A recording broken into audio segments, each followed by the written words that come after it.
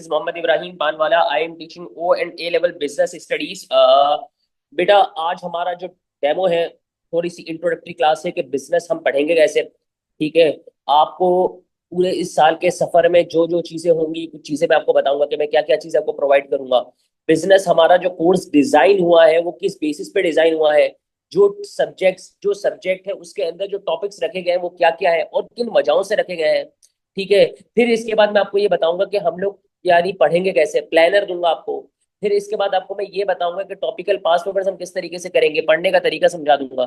फिर इसके बाद आपको मैं ये बताऊंगा कि एक आध टॉपिक पढ़ेंगे कि वाई बिजनेस इज फेल, ताकि आपको पता चल जाए पढ़ते कैसे। ठीक है। तो ये थोड़ा सा एक छोटा सा लेक्चर होगा, मैक्सिमम 30 to 35 मिनट्स का, तो इसको समझने की क्या है क्या नहीं है बिजनेस का। ठीक है।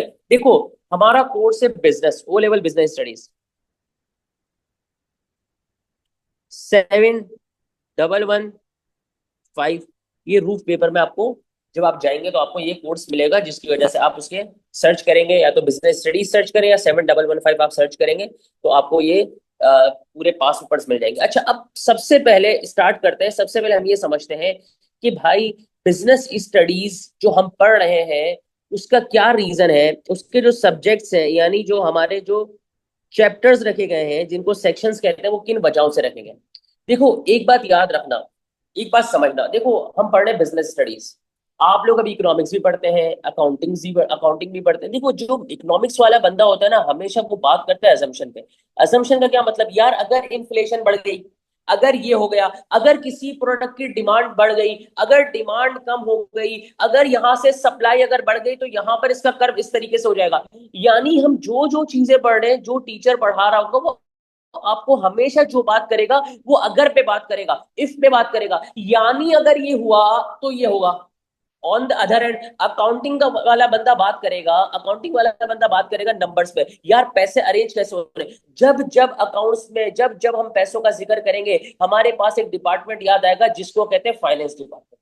ये फाइनेंस डिपार्टमेंट का काम। फाइनेंस डिपार्टमेंट क्या करेगा, जितनी भी चीजें होंगी, यानी अकाउंटिंग वाला बंदा हमेशा जो बात कर रहा होगा ना, पैसे से रहे, पैसे आएंगे कहां से, जाएंगे कहां से, कितने आने हैं, डेबिट क्रेडिट। लेकिन जब बिजनेस वाला बंदा होगा, जो बिजनेस वाला बंदा होगा, याद रखना बिजनेस वाला बंदा हमेशा 360 डिग्री सोचेगा।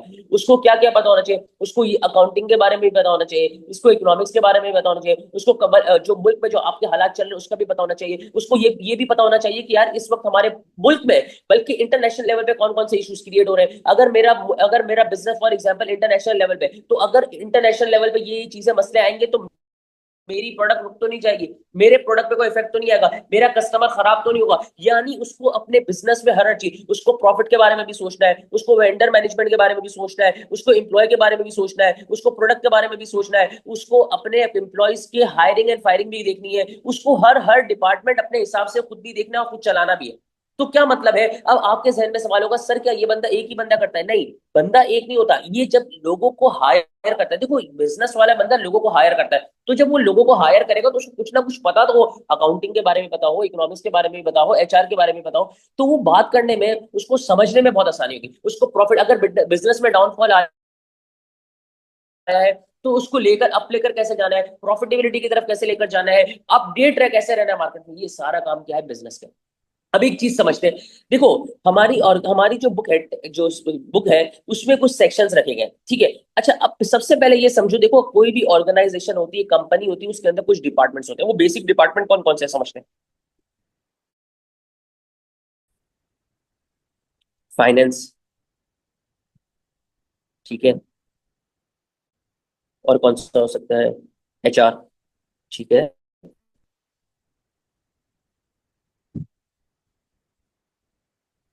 एक होता है R and research and double. ठीक है। एक होता है मार्केटिंग।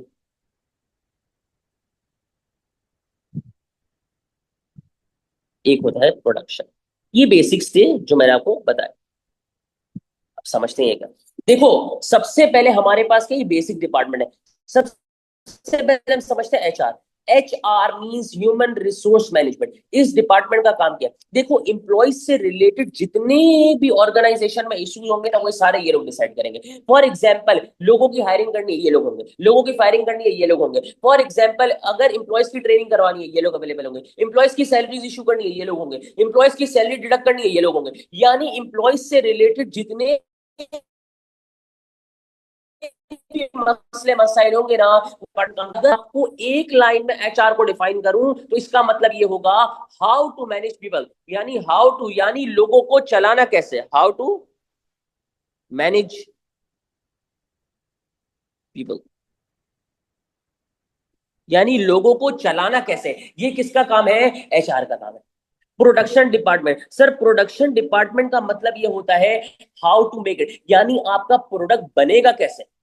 सर आप बनाएंगे कैसे? आपका प्रोडक्ट जो मैन्युफैक्चरिंग हाउस में आपके यूनिट में बनेगा, वो बनेगा कैसे? क्या सिंगल प्रोडक्ट बनेगा? क्या आप कस्टमाइजेशन की तरफ जाएंगे, या आप बल्क क्वांटिटी की तरफ जाएंगे, या आप मास प्रोडक्शन की तरफ जाएंगे, या आप फ्लो प्रोडक्शन की तरफ जाएंगे? जैसे कंपनीज में होता है, जैसे हम जब प्रोडक्शन का टॉपिक पढ़ाते हैं ना, तो बच्चों को कोलर एक्स की वीडियो दिखाते हैं जो जुनेद अकरम ने बनाई थी। हम उनको वीडियोस दिखाते हैं, लेस वाली वीडियो दिखाते हैं। क्या मतलब? इसका मतलब सारा सिस्टम जो चल रहा है वो मशीनरी सिस्टम चल रहा है, यानी ह्यूमन इन्वॉल्वमेंट मिनिमम है, यानी कम से कम ह्यूमन इन्वॉल्वमेंट है। ये क्या है? Production department. यानी आपका माल बनेगा कैसे। ऑन द अदर एंड, एक डिपार्टमेंट है हमारा marketing, how to sell it,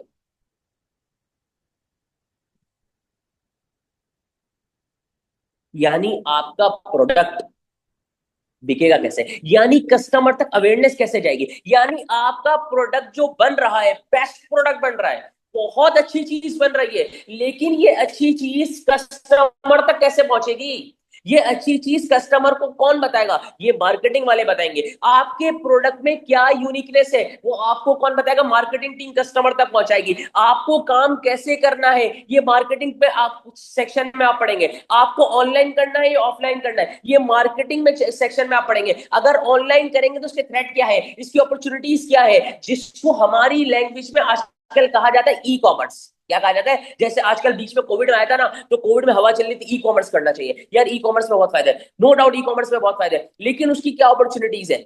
अगर बिजनेस डाउनफॉल की तरफ आएगा तो उसको ग्लोबलाइजेशन की तरफ कैसे लेकर जाना है, ये सारा आप मार्केटिंग में पढ़ते हैं। आपका प्रोडक्ट अवेलेबिलिटी कहां होगी, ये मार्केटिंग आपको बताएगा। आपकी 4 P's है, प्रोडक्ट, प्राइस, प्लेस, प्रमोशन, ये क्या है, ये आपको मार्केटिंग बताएगा। वायरल मार्केटिंग क्या होती है, ये सारा आपको कौन बताएगा? मार्केटिंग सेक्शन बताएगा। यानी आपका प्रोडक्ट बिकेगा कैसे, यानी शॉर्ट कस्टमर तक आपका प्रोडक्ट या सर्विस पहुंचेगी कैसे, उसके कानों तक कैसे पता चलेगा, इसको हम कहते हैं मार्केटिंग।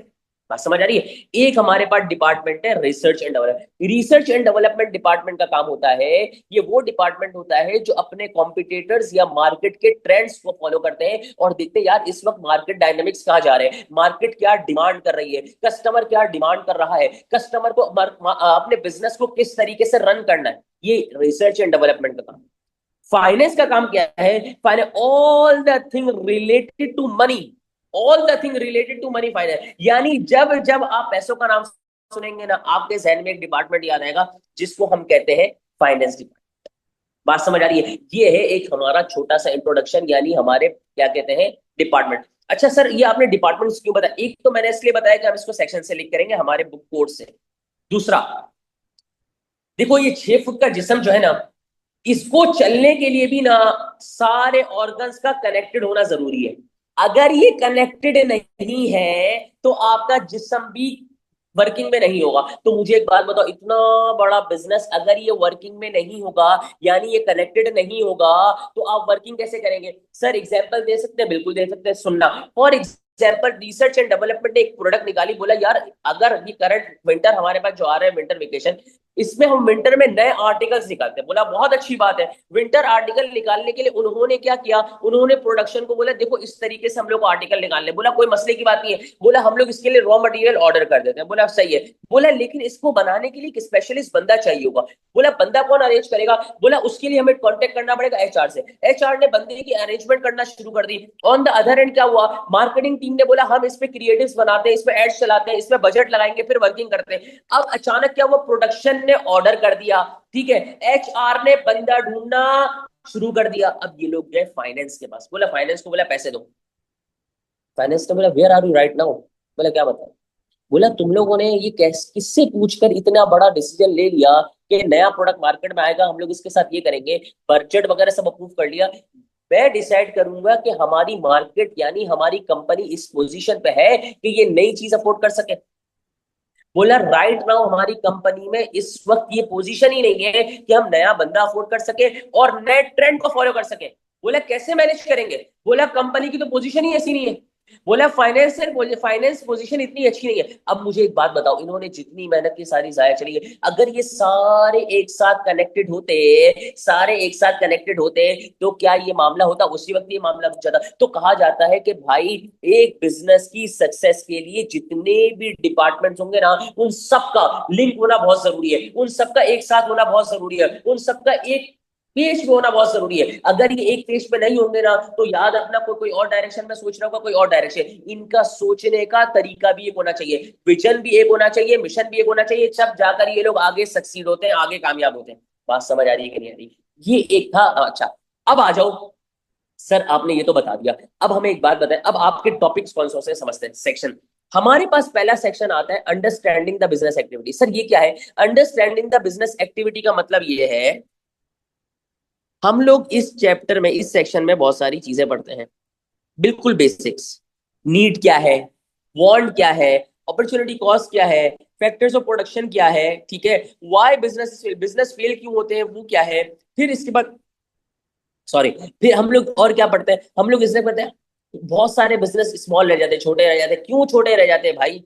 स्टेक होल्डर क्या होता है, company, types of organise, business कैसे करना है, sole trader, partnership, company, company में क्या बनाए, प्राइवेट लिमिटेड या पब्लिक लिमिटेड। अगर पब्लिक लिमिटेड कंपनी बनानी है तो प्राइवेट में 4 से 5 साल गुजारने। अगर पब्लिक लिमिटेड कंपनी बनानी है, इसका मतलब स्टॉक मार्केट में आपके शेयर इश्यू होंगे, इसका मतलब आप स्टॉक मार्केट में वर्किंग कर सकते हैं, इसका मतलब आपको फाइनेंस, अगर पैसा अरेंज करना हो तो स्टॉक मार्केट एक अपॉर्चुनिटी है। लेकिन अगर आप स्टॉक मार्केट में लिस्टेड हुए तो याद रखना आपके डायरेक्टर्स कौन, शेयर होल्डर सेलेक्ट करेंगे, कौन कंपनी को रन करेगा, ये कौन सेलेक्ट करेगा, ये सारी चीजें। जब हम स्टॉक मार्केट का टॉपिक यानी कंपनी का जब टॉपिक पढ़ते हैं ना, मैं बाकायदा इसको पूरा स्टॉक मार्केट में पूरी पीएसएक्स यानी पाकिस्तान स्टॉक एक्सचेंज खोल के दिखाता हूँ। जो आजकल आजकल मैंने देखा है हमारे बच्चों में बहुत ज्यादा ट्रेंड चल रहा है इसका स्टॉक मार्केट का, और ये एक अच्छी चीज है। और राइट नाउ मैं इस पर वर्किंग भी कर रहा हूँ और बच्चों को इस पर वो भी करता हूँ encourage कि आप लोग भी अपना अकाउंट खुलवाओ। क्यों ये जरूरी है,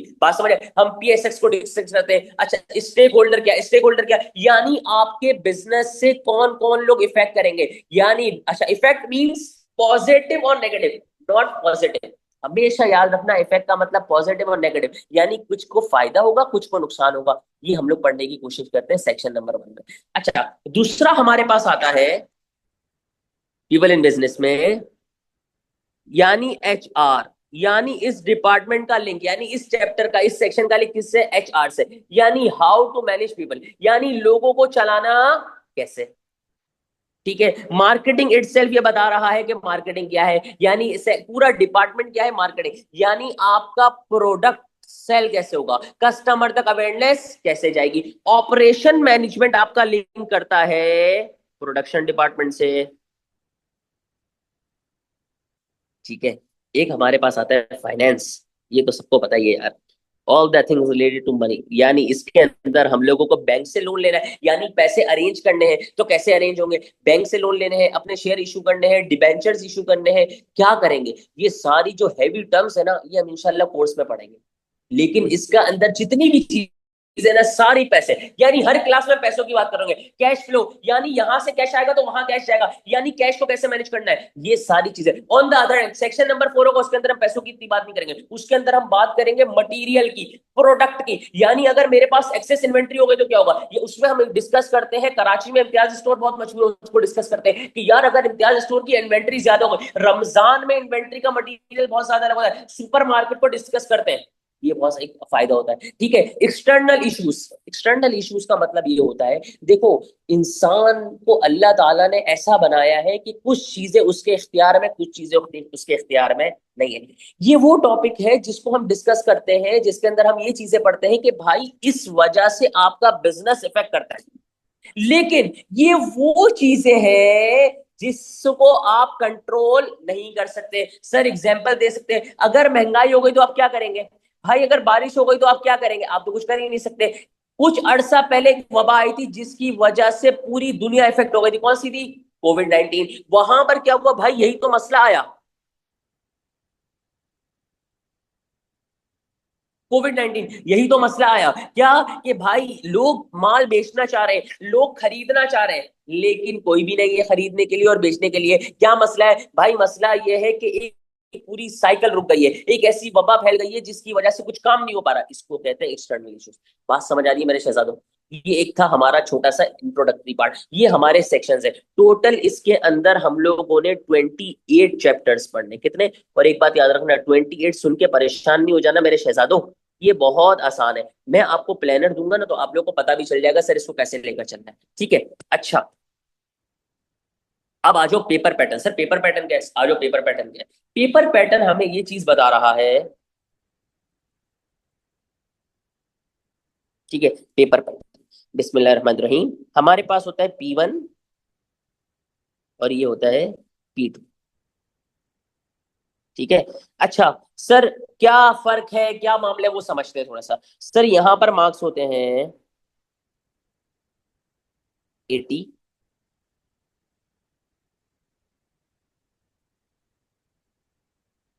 यहाँ पर मार्क्स होते हैं 80।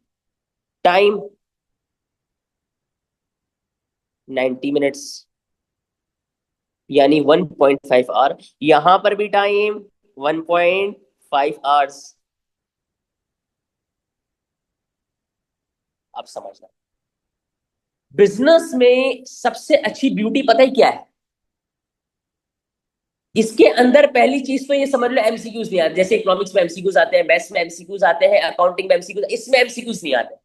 अच्छा, लेकिन इसके अंदर एक ब्यूटी यह है कि भाई अगर आपने P1 की तैयारी की तो P2 की भी तैयारी हो जाएगी। इसमें ऐसा नहीं है कि इस्लामियात के टॉपिक में जैसे P1 अलग होता है, P2 अलग है, पाकिस्तान स्टडीज में हिस्ट्री ज्योग्राफी का, यहां पर ऐसा कुछ भी नहीं है। अगर आपने P1 के क्वेश्चन अगर आपने देखा 2024 में आए हुए, इट माइट बी पॉसिबल कि P1 में जो क्वेश्चन आए वो 2026 में P2 में आ जाए। सिर्फ नंबरिंग का गेम है, और कुछ लिखने का है, वो हम प्रैक्टिस करेंगे तो मसला सॉल्व हो जाएगा, ठीक है? तो इसमें कोई रॉकेट साइंस नहीं है। अब समझते हैं, तो एक बात तो जहन में रखना मेरे भाइयों मेरे बच्चों, कि बेटा आप लोगों का सिलेबस P1 का और P2 का सेम है। अब देखते हैं सर पेपर पैटर्न में कितने क्वेश्चन है। अभी लाइव पेपर भी दिखाऊंगा, रूट पेपर में, डोंट वरी अबाउट इट बेटा।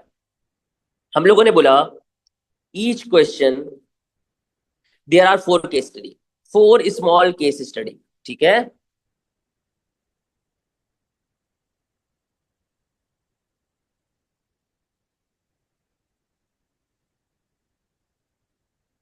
4 small case study, each case contain 20 marks, right? अच्छा, अब देखना, यानी 20 into 4 it means 80 marks. Now इसका ब्रेकअप देखते हैं 20 का। Let's start. Case 1, A part, B part, C part, D part और ई part. 20 marks, 2 marks, 4 marks, 6 marks and 6 marks. Now the total 6 plus 6, 12, 12 plus 4, 16, 16 plus 2, 18, 18 plus 2, 20, and 20 into 4, 80। समझ आती? ये थोड़ा सा कॉन्सेप्ट है 80 मार्क्स का। अब आ जाओ कि सर इसका पेपर, लाइव पेपर दिखाते हैं। P2 में 2 मिनट बाद जाएंगे, लाइव पेपर इसका देखते हैं क्या है, क्या सिनेरियो है, ठीक है? ईयरली पेपर है इत्तेफाक से 7, कौन सा हमारा कोड था? 7115। तो हम लोगों ने क्या किया, डायरेक्ट उधर चले गए, ठीक है? समर 2024 का क्वेश्चन नंबर 1, पेपर 1। देखो मेरे शहजादों, मई जून 2024, टाइम मैंने आपको बोला था 1 hour 30 minutes, 90 मिनट्स का पेपर हो गया ये, तो दैट सर बेहतरीन है। फिर इसके बाद हम लोगों ने पढ़ा टोटल मार्क्स कितने हैं। टोटल 80 मार्क्स का पेपर आपके सामने आ गया, बेहतरीन हो गया सर। आगे आ जाए, पहला केस, छोटा सा बोला था केस है, ये देखो 5 से 6 लाइनों का केस है और इसके अंदर कुछ नंबर्स बता दी कि भाई वेरिएबल कॉस्ट नहीं है, ये सारी चीजें। ठीक है, ये छोटा सा केस है। इसमें इन्होंने बोला पहला कितने नंबर का सवाल है, 2 नंबर का। ठीक है, दूसरा इन्होंने बोला कितने नंबर का सवाल है, 2 नंबर का। चार हो गए, गिनते जाओ। तीसरा इन्होंने बोला चार, 4 + 4 8। फिर इसके बाद इन्होंने बोला 6 नंबर का सवाल है, सर इधर भी देख ले, 6 नंबर का सवाल हो गया। फिर हमारे पास था इवेल्युएशन, 6 नंबर का सवाल। It means 20 marks. कितने? 20 मार्क्स, ये है। अच्छा, अब इसी का मैंने बोला था चार, चार होंगे केस। ये लो दूसरा, कोई दूसरा केस ये रहा, ADL is a food retailer. ठीक है, तीसरे पे आ जाओ। देखो हर केस का पैटर्न सेम है, टेंशन नहीं है। IDT manufacturers. ठीक है, अब आ जाओ 4 पे। ये देखो, CFG is a social enterprise. समझ रहे हो? ये एक हमारे पास छोटा सा टॉपिक है, यानी इसका मतलब हम लोगों ने ये चीज समझी कि 80 मार्क्स का पेपर है, 90 मिनट्स है, और 80 मार्क्स है, और हर केस के मार्क्स कितने? 20। Total 4 small case study. ठीक है, इसके अंदर हर कंपनी के बारे में जिक्र होता है, मिक्स क्वेश्चन आते हैं, मिक्स वैरायटी के क्वेश्चन आते हैं। ठीक है, अच्छा, अब आ जाओ PD पे। यहाँ पर होता है वन लार्ज, तीन, पहला पॉइंट। दूसरा इसने बोला 4 क्वेश्चंस। यहां पर कितने क्वेश्चंस आते हैं? 4 क्वेश्चंस। ठीक है, अच्छा, each question contain 20 marks. 20, now 20 × 4 = 80। Sir how? समझाते हैं, कोई मसला ही नहीं है। हमारे पास यहां पर था क्वेश्चन 1 का part A and part B. A part consists of 8 marks. B is equal to 12 marks. 8 plus 12 is 20, and 20 into 4 equal to 80. बात समझ आई? ये हमारे पास है P2 का पेपर पैटर्न। सही, ये है हमारा छोटा सा पेपर पैटर्न। इसको हम समझते हैं कि यार, अच्छा एक बात ध्यान में रखना, कोई मसला नहीं है। देखो बिजनेस बहुत आसान है, हम हर चीज को एग्जाम्पल, रियल लाइफ एग्जाम्पल से कनेक्ट करके देंगे। ठीक है, कभी Amazon होगा, कभी PSX होगा, कभी मैं आपको लाइव शॉपिफाई खोल के दिखा दूंगा। ठीक है, ये सारी चीजें इंशाल्लाह हम आपको अपने कोर्स में करके दिखाते हैं। ठीक है, अच्छा अब आ जाओ, आप जब पढ़ेंगे तो किस तरीके से, अच्छा ये प्लानर है, जब आपके नोट्स में आपको प्रोवाइड करूंगा पूरा प्लानर लिख कर दूंगा रिटर्न में। ठीक है, तो इसकी कोई टेंशन है। अप्रैल के एंड में हमारा कोर्स खत्म हो जाएगा, या अप्रैल के मिड में ही हमारा कोर्स खत्म हो जाएगा। जब आप लिखेंगे तो स्क्रीनशॉट, ये वीडियो बना लीजिएगा। इंशाल्लाह इंशाल्लाह आपके अप्रैल के एंड में कोर्स खत्म हो जाएगा। ठीक है, अच्छा अब हमारे पास आ जाओ, हम पढ़ेंगे कैसे, क्या करेंगे, क्या प्रोवाइड, जब आप मेरे से पढ़ेंगे तो क्या प्रोवाइड करूंगा। जब आप मेरे पास इंशाल्लाह पढ़ेंगे तो अल्लाह की जात से उम्मीद है जो मैं आपको पढ़ाऊंगा क्लास के फौरन बाद उसकी PDF आपको मिल जाएगी, या विद इन मंडे आपको मिल जाएगी। बोला ठीक है सर।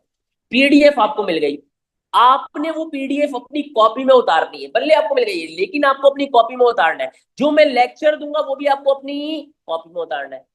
ठीक है, तो एक फायदा ये हो गया, आपने अपनी कॉपी में भी उतारा, मेरे से सुन भी लिया, और मैंने आपको भेज भी दिया। तो इसका मतलब क्या हुआ, 3 3 जगहों से आपको रिपीटेशन हो गई। तो इंशाल्लाह अल्लाह की जात से उम्मीद है हम कवर कर लेंगे। ठीक है, फिर इसके बाद मेरा एक छोटा सा होमवर्क, थोड़ा बहुत होमवर्क मिलता रहता है। ये जो मैं आपको PDF भेजूंगा यही होमवर्क होगा। ये जब पास पेपर हम स्टार्ट करेंगे तो इंशाल्लाह कुछ नहीं, कुछ सवाल तो मैं आपको भेजते रहूंगा। ठीक है, इसके बाद एक आता है हमारा प्लानर। मैं आपको प्लानर प्रोवाइड करूंगा, जो मैंने आपको अभी बताया कि किस तरीके से हम पढ़ेंगे, कौन सा सेशन पहले पढ़ेंगे, कौन सा सेशन बाद में पढ़ेंगे। फिर इसके बाद क्या कहते हैं, टॉपिकल पास पेपर कब होंगे। अब मैंने इतना डिस्क्राइब कर दिया बच्चों को, ये देखो अब मैं आपको दिखाई देता हूँ बांटने के लिए। तो कि भाई सेक्शन नंबर 3 होगा ना, तो आंसर राइटिंग को सिर्फ समझेंगे और 4 मार्क्स के सवाल करेंगे।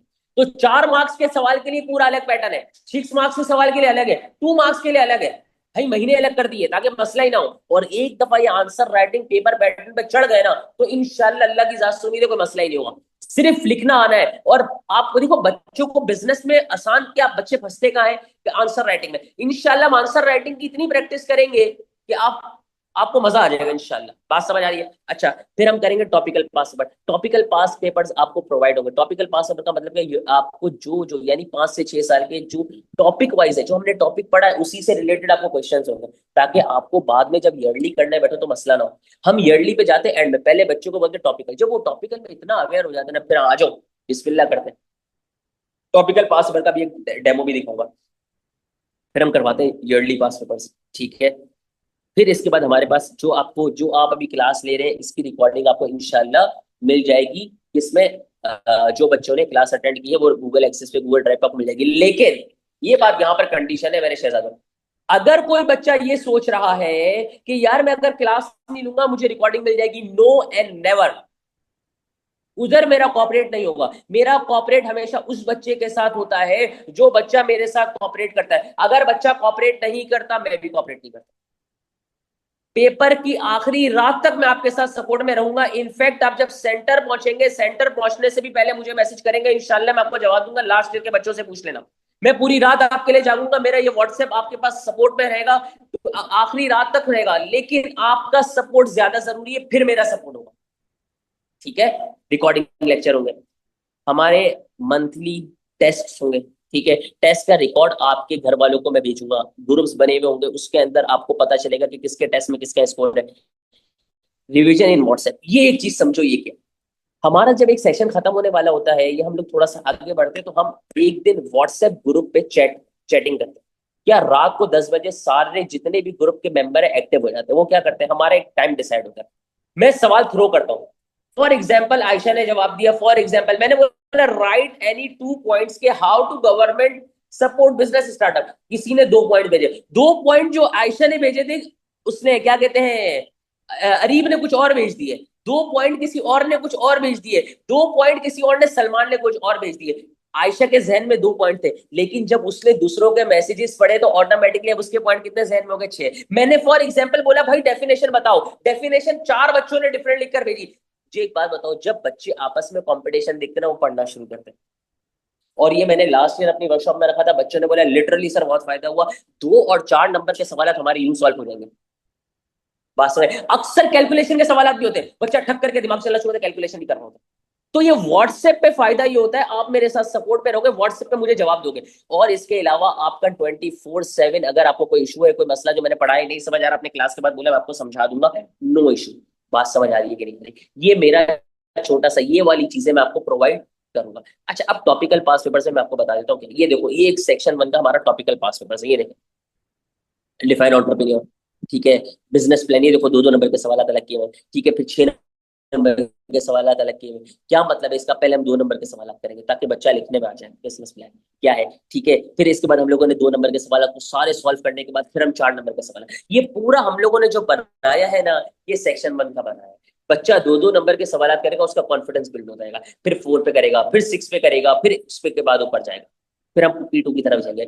यानी इन शॉर्ट आपको टॉपिकल में इतना इंशाल्लाह अच्छा कर देंगे, फिर आप P2 की तरफ चलते हैं। बात समझे? और हर साल हम इसी तरीके से मेहनत करते हैं, बच्चे भी मेहनत करते हैं, हम भी मेहनत करते हैं, तो अल्लाह की जात से उम्मीद है रिजल्ट बन जाता है। अल्हम्दुलिल्लाह, अल्लाह का करम है, हर साल बच्चों का रिजल्ट अच्छा आता है, बच्चे फिर मिठाइयाँ भी बेचते हैं। और ये इसीलिए होता है कि बच्चे भी मेहनत करते हैं और हम भी मेहनत करते हैं। सिर्फ मेरी मेहनत नहीं होती बल्कि बच्चों की मेहनत होती है। बच्चे मेहनत करते हैं तो ही रिजल्ट आता है। बेटा आप लोगों से यही होगा, मेहनत करोगे चाहे कोई भी सब्जेक्ट हो, मेहनत करोगे रिजल्ट आएगा। अभी नहीं आएगा इंशाल्लाह, अल्लाह की जात से उम्मीद है, मेहनत का फल मेहनत जो है ना वो कभी रायगा नहीं जाए, ये बात है। ठीक है, अच्छा अब एक टॉपिक समझ लेते हैं कि भाई है क्या, व्हाई बिजनेस इज फेल। एक छोटा सा टॉपिक है, 2 ही हेडिंग पढ़ेंगे, ज्यादा नहीं। अच्छा, why business is fail, business is fail क्यों होता है? ठीक है, बहुत सारे रीजन है भाई। सबसे पहला भाई, जब कोई बिजनेस कामयाब होता है उसके भी कुछ रीजन है, फेल होता है उसके भी कुछ रीजन है। बोला बिजनेस फेल होता है उसके रीजन क्या है? सबसे पहले इसने बोला due to lack of record keeping. Lack of record के, रिकॉर्ड कीपिंग का मतलब ये होता है आपके बिजनेस, बल्कि रिकॉर्ड कीपिंग का मतलब ये होता है आप अपने आप में इंफॉर्मेशन सेव करो, ट्रांजैक्शंस मेंटेन करो, उसको कहते हैं रिकॉर्ड कीपिंग। सर बिजनेस में रिकॉर्ड कीपिंग क्या होती है? सर बिजनेस में रिकॉर्ड कीपिंग होती है सेल्स, रेवेन्यू, प्रॉफिट्स। ठीक है, अच्छा और सर और आपके पास होते हैं लोन और टैक्स। और अच्छा इतनी सारी बातें लिखूंगा, इससे अच्छा मैं सारी यही यहाँ पर ये वाली बात ना लिख दो, finance, all the thing related to finance, यानी अकाउंटिंग, यानी फाइनेंस से रिलेटेड जितनी इंफॉर्मेशन होगी सारी रिकॉर्ड करना क्या है, कंपलसरी है। प्रोडक्ट की कॉस्ट क्या है, एक्स्ट्रा एडवर्टाइजमेंट में कितनी कॉस्ट लगी है, ये सारी कैलकुलेशन क्या है, जरूरी है। मैं आपको बताता हूँ, बहुत सारे लोग क्या करते हैं, ऑनलाइन काम करते हैं, बहुत सारे लोग जितने काम करते हैं पता है क्या करते हैं, छोटी मोटी कॉस्ट लगाते हैं, जिसकी वजह से अल्टीमेटली सामने सॉफ्टवेयर पे होने के बावजूद भी लोग एंट्री नहीं करते। सर अच्छा अभी मिसाल भी दूंगा आपको समझ आ जाएगा। और सर एक और बात बताएं, अच्छा और सर और किस चीज की मेंटेनेंस करनी है? सर प्रोडक्ट की, सर ये प्रोडक्ट क्या होता है? प्रोडक्ट में आपके पास रॉ मटेरियल कितना आया, कितना गया। सर इसको आसान अल्फाज में बता सकते हैं? बिल्कुल बता सकते हैं। इसको कहते हैं इन्वेंट्री, इन्वेंट्री मैनेजमेंट। इन्वेंट्री कैसे मैनेज होगी? आपके सामने आपके प्रोडक्ट में इस वक्त पूरे वेयर हाउस में, पूरे स्टोर में कितनी इन्वेंट्री है चेक करने की जरूरत नहीं। आपके पास रिकॉर्ड होना चाहिए, आपके एक्सेल पे, आपके सॉफ्टवेयर पे, आपके पूरे सिस्टम पे। यहां पर आप एक्सेल, इससे क्या होगा? बंदा ऑर्डर करा, फॉर एग्जाम्पल आपने देखा यहां पर ऑर्डर डिस्पैच हुआ, आपने यहां से पेमेंट ली, ऑटोमेटिकली ऑर्डर वहां से कम हो जाएगा। ये रिकॉर्ड मेंटेन करना बहुत जरूरी है। याद रखना जो बिजनेसेस इन्वेंट्री मैनेज नहीं करते, और अगर उनके पास कस्टमर आ जाए और कस्टमर को उन्होंने बोला भाई हमारे पास तो नहीं है ये प्रोडक्ट, हमारे पास तो ये प्रोडक्ट नहीं है, तो याद रखना आपने वो कस्टमर लूज कर दिया। अब वो नहीं आता। जब वो वहां से पूछेगा ना, बोलेगा यार इनके पास ये चीज नहीं होती। याद रखना, आपकी वेबसाइट पे आया बंदा, आपके पास प्रोडक्ट लिस्टेड हुआ है, आपको वहां पर देखो दो ऑप्शन होते हैं। अगर आपने सेलेक्ट किया और उस पर आउट ऑफ स्टॉक लिखा हुआ है तो नो इशू। बट अगर उधर स्टॉक आया और अगर आपने बाद में कस्टमर को कॉल पे कहा मैम ये आउट ऑफ स्टॉक हो गया, रिमेंबर माय वर्ड्स, वो आपसे कभी बाय नहीं करेगा और आपका वर्ड ऑफ माउथ भी खराब होगा। यानी वो हमेशा लोगों को बोलेगा यार इनके पास चीजें नहीं होती। इसलिए याद रखना इन्वेंट्री मैनेजमेंट बहुत ज्यादा जरूरी है। बहुत सारे बिजनेसेस इसी वजह से फेल हुए हैं कि उनकी इन्वेंटरी नहीं पता थी, उनको प्रॉफिट्स नहीं पता थे। मैं आपको बताता हूँ सर, एग्जांपल दे सकते हैं? मैं आपको बताता हूँ। मैं एक ऐसे ऑनलाइन स्टोर को जानता हूँ, कराची में एक ऐसे ऑनलाइन स्टोर को जानता हूँ। उसने मुझे बताया, बोला इब्राहिम हम लोग बिजनेस करते हैं, हम लोगों को क्या होता है जब हम लोग बिजनेस, यानी जब ऑनलाइन में आप डिस्पैच करते हो ना, फॉर एग्जाम्पल अपैरल ब्रांड है, ये फैंसी आइटम है, तो उसके ऊपर रिबिन्स लगाई जाती है, स्टिकर्स लगाए जाते हैं। बोला इब्राहिम रिबिन की कॉस्ट जो है ना तकरीबन 8 से 9 रुपए आती है, स्टिकर जो होता है वो 3 से 4 रुपए का आता है, ठीक है। फिर उसके ऊपर एक ब्लैक कलर का फ्लायर आता है जो आप लोग घर में रिसीव होता होगा आपको प्रोडक्ट, ऑलमोस्ट इब्राहिम ये 25 रुपए की कॉस्ट होती है। बोला इब्राहिम हम लोग ये लगाते ही नहीं थे, काफी अरसे बाद रियलाइज हुआ कि भाई इसको मेंटेन कैसे करें। ये पता है क्या होता है? यार रिबिन लेकर आ जाना, ये लो पैसे। बोला ये ऐसे नहीं होता। मैं आपको बताता हूँ, कराची का एक वेल नोन एक रेस्टोरेंट है, उसने बोला इब्राहिम, उसने बताया, उसने बोला यार हमारे पास कराची में जब हम लोगों ने अपनी मार्केटिंग स्टार्ट की, एक अनएक्सपेक्टेड रिस्पॉन्स है बादराबाद का, चलो इतना ही बता दो, बादराबाद के एक रेस्टोरेंट है, अनएक्सपेक्टेड हमारे पास रिस्पॉन्स आया, हम लोग को समझ ही नहीं आया इसको मैनेज कैसे करें। लेकिन हम लोगों ने कस्टमर तो मैनेज कर लिए, लेकिन हम लोग को हिसाब किताब मैनेज नहीं हो रहा था। और उसके मुंह के अल्फाज उसने बोला हमें नहीं पता कि इस वक्त हमारे यहाँ पर हमारे स्टोर में कितने कितने आटे की बोरियां हैं, कितना तेल है, कितना आइटम हमारे पास फ्रोजन है, हमें कुछ भी नहीं पता। बोला हमारी दिन की कितनी सेल हो रही है बस ये रिकॉर्ड है, हमें इन्वेंट्री कितनी आ रही है, कितनी जा रही है, कब हो रहा है, कब हो रहा है, हमें कुछ भी नहीं पता। मैं आपको बताऊं, रेस्टोरेंट वाले इस हद तक वर्किंग करते हैं कि अगर उनके पास 4 बंदों की सिटिंग है तो वो 4 पे 4 को बिठाते हैं। वो बोलते हैं यार ये जो 4 वाली जगह है यहाँ पर 2 नहीं बैठे, 3 नहीं बैठे, क्यों? वो जो चौथे बंदे की जगह है ना वो भी वहां पर फिल होनी चाहिए। जैसे एक मेरी पूरी क्लास है, मैं चाहूंगा ये पूरी पूरी 50 के 50 बच्चों की क्लास फिल हो जाए, क्यों? फिर मैं कहूंगा यार मैंने अपने अपना गोल अचीव किया है, यानी अब मैं पूरी 100% प्रॉफिटेबिलिटी की तरफ आया। इसी तरीके से आपके रेस्टोरेंट की भी कैलकुलेशन होती है।